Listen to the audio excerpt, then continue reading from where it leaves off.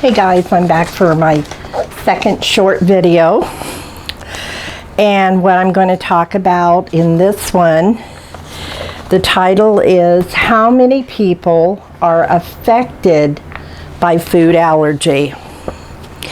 And what they say, this is a question that is very difficult to answer because different studies provide different results due to the diversity in study designs. Excuse me. A recent review showed most studies found that clinically proven allergy to any food occurs in 1 to 5% of the total population. I find that hard to believe. It said recently researchers in the EU-funded Europreval project looked at more than 900 published studies to access the percentage of people with food allergy in the community. The researchers found that if surveys asked people if they think they have food allergies, 3 to 38% answered yes, although only few studies had figures above 20%. However, only 1 to 11% of these people had their food allergy confirmed by a medical specialist. Most of the studies in which food allergy was clinically proven reported that 1 to 5% of the total population had any food allergy.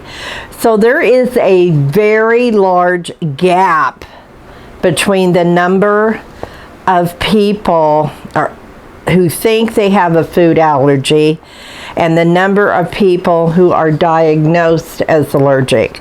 Now, I don't think I have a food allergy. I've been tested for all my food allergies when they started. And so it started out with cantaloupe.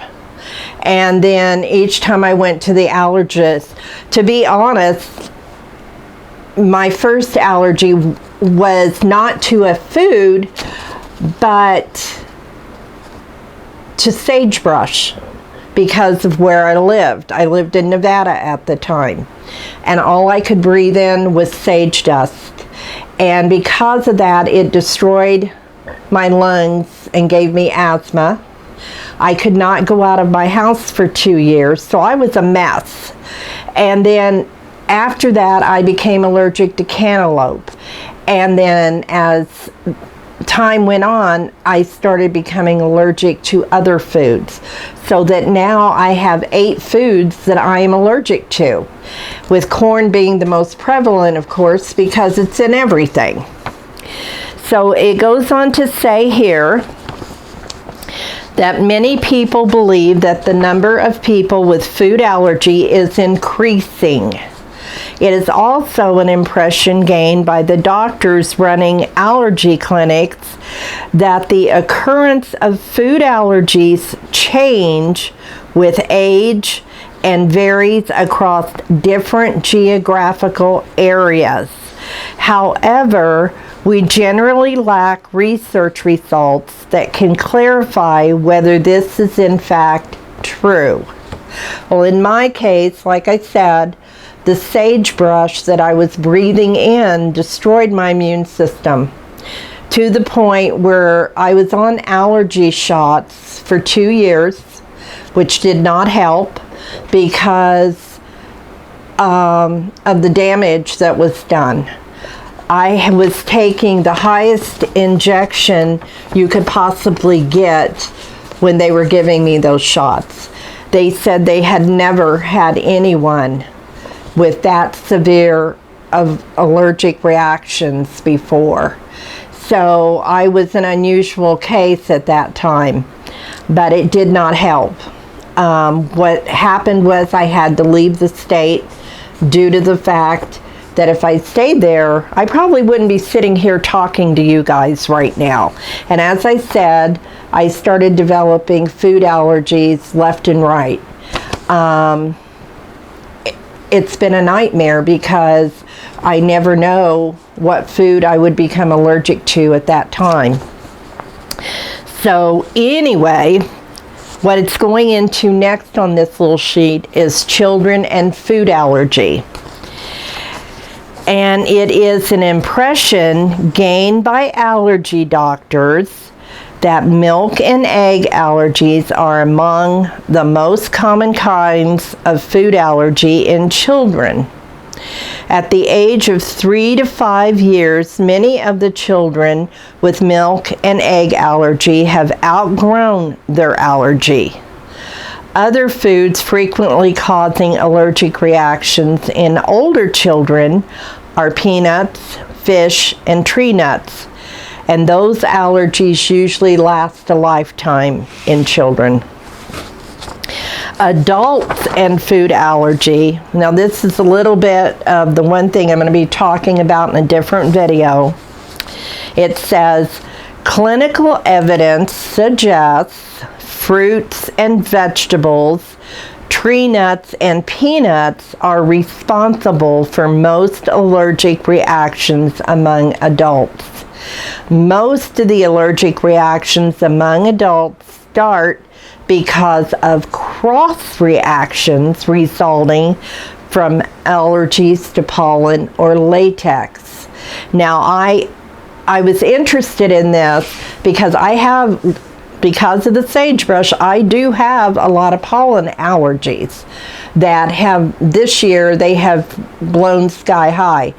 And I noticed that just drinking water, my throat and tongue and started itching and my nose started swelling. And I wasn't eating anything and hadn't for about 6 or 8 hours. And I couldn't understand what was going on. And then when I read this, it all clicked. Because with the pollen allergies, it can cause you, as it says here, people who are allergic towards pollen or latex, they may experience problems when eating certain fruits, vegetables, and nuts. Well, I was drinking water. And it's because our bodies cannot distinguish between the allergens in pollen or latex and similar proteins in foods. So that was very interesting that they're connecting pollen or latex to eating fruits and vegetables and nuts, and that it would cause you to have a reaction. And it's talking about geographical differences. The occurrence of food allergy probably varies across different geographical areas because of different dietary patterns and differences in exposure to pollen. For instance, fish allergy appears to be more common in countries like Norway, Portugal, Japan, where fish is consumed in greater amounts than most other countries. Well, I'm not a fish eater, so I wouldn't even know if I was allergic to any. Another example is hazelnut allergy, which appears to be more common in geographical areas where birch pollen is abundant because of the cross-reactivity between the birch pollen and the hazelnut. They're talking about gender differences. Little information exists on gender differences in food allergy in children.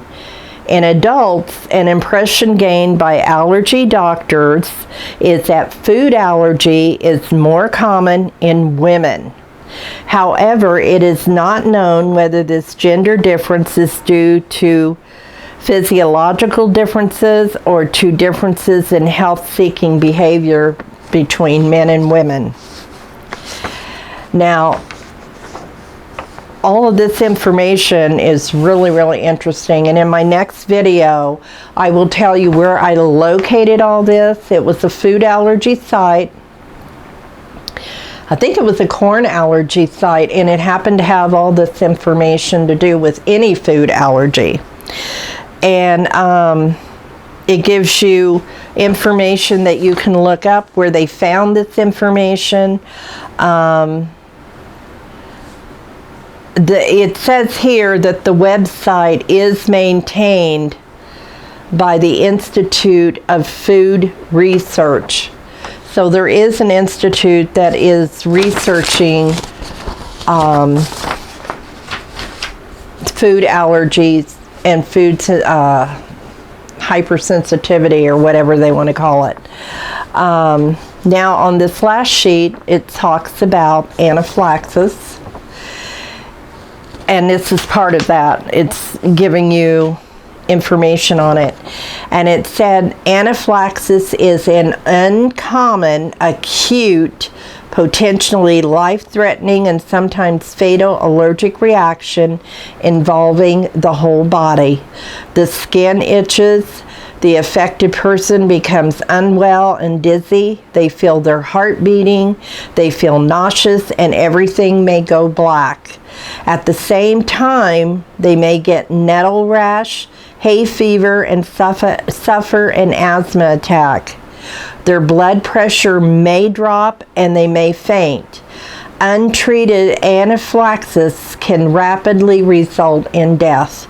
So that's why it's important to carry an EpiPen, especially when you have food allergies, because if you don't, and you were to end up with a reaction and go into anaphylaxis, you could die before the medics could even get there.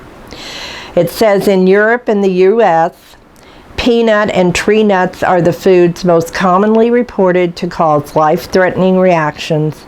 Prompt administration of adrenaline after eating suspected food problems and transport to an emergency department has helped minimize life-threatening episodes.